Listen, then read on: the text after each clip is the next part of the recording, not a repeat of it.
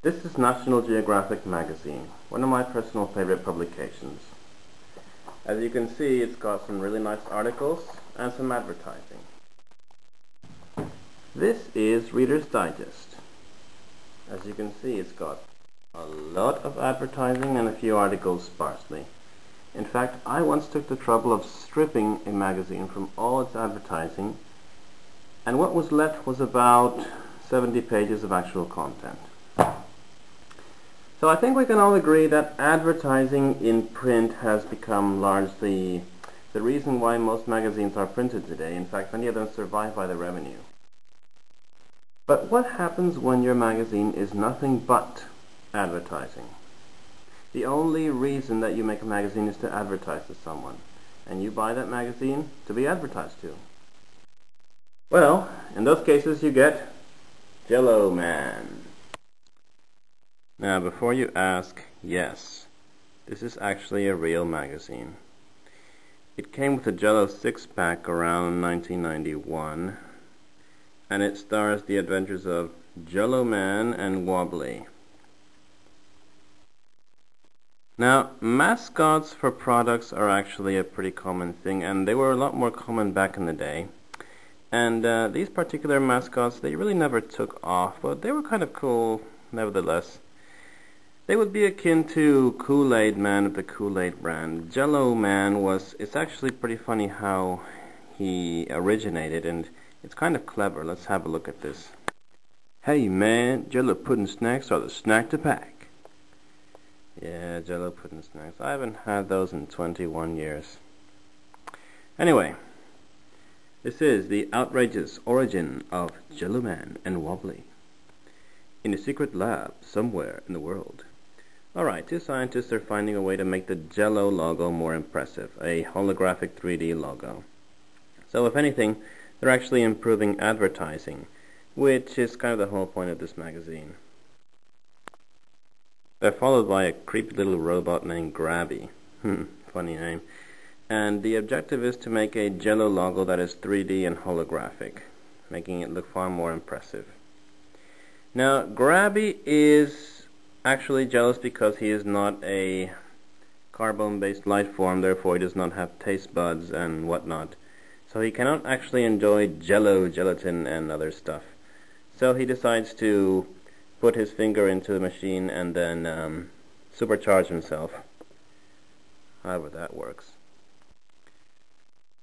So Grabby sticking his finger into the machine caused a chain reaction which, okay, this is actually pretty clever. I gotta hand it to them. The words Jell-O leap out of the box and turn into Jell-O Man. Okay, the J is dog Wobbly. O is the head, E is the body, L are the feet. Okay, somebody had a lot of creativity. Now, Jell-O Man is like the prototypical late 80s, early 90s surfer dude, the Captain Planet sort of guy. Now, I never met any person in real life who actually spoke like that. Like, righteous dude. Nevertheless, it was pretty entertaining.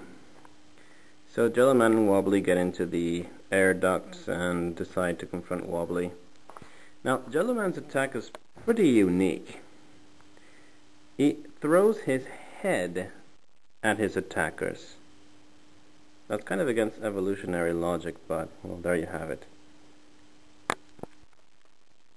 So they restore peace, and everybody is safe and happy and enjoying Jell-O gelatin.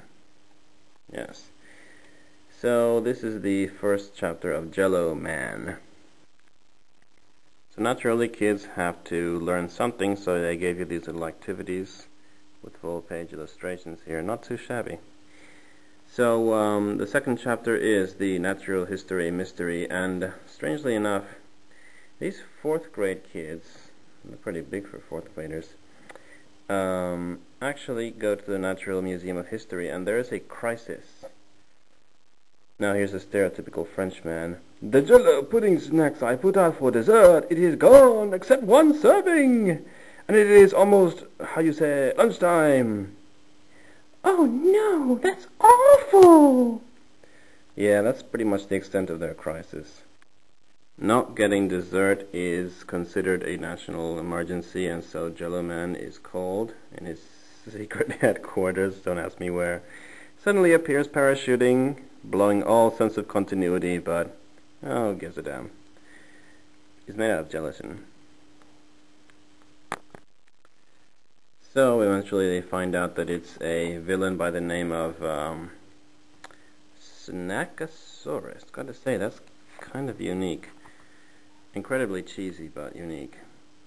Naturally, you have these little pages that would advertise other products, things that you could actually buy from them. Some of them were pretty nifty at the time. So, Snackosaurus, the blue dinosaur here, is running away with all the Jell-O. And of course, Jell-O Man uses his ultimate power. Up, up, down, down, left, right, BA, and throws his head. Effective. Wobbly makes himself useful for once and catches all these little desserts, and the day is saved. So a little more advertising, some tips on what to do while your Jell-O is being made, more products, and a recipe for Jell-O jigglers. Everybody remembers that? Hey dudes. The outer space case. How original. The planet of Gumongo. Yeah, so basically Jell-O Man takes the Flash Gordon route and visits these alien people and introduces them to high-calorie desserts. What's not to love? So, it turns out to be some weird villain called the Shoveler, which is shoveling it down there.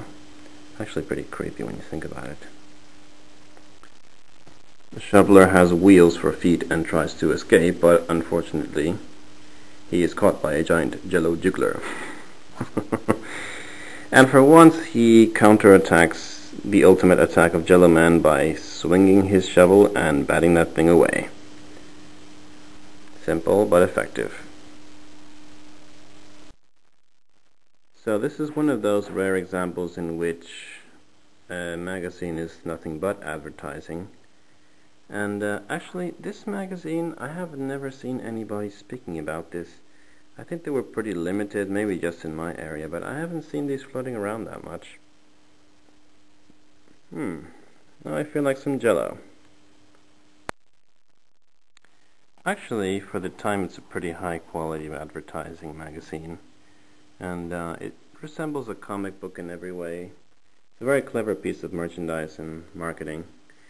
And I really wish they'd do more of these, because you can actually advertise in a way that's not annoying and that's actually creative and somewhat cheesy but enjoyable. So if any marketers are watching this, then this is a good example of what you can do with your advertising.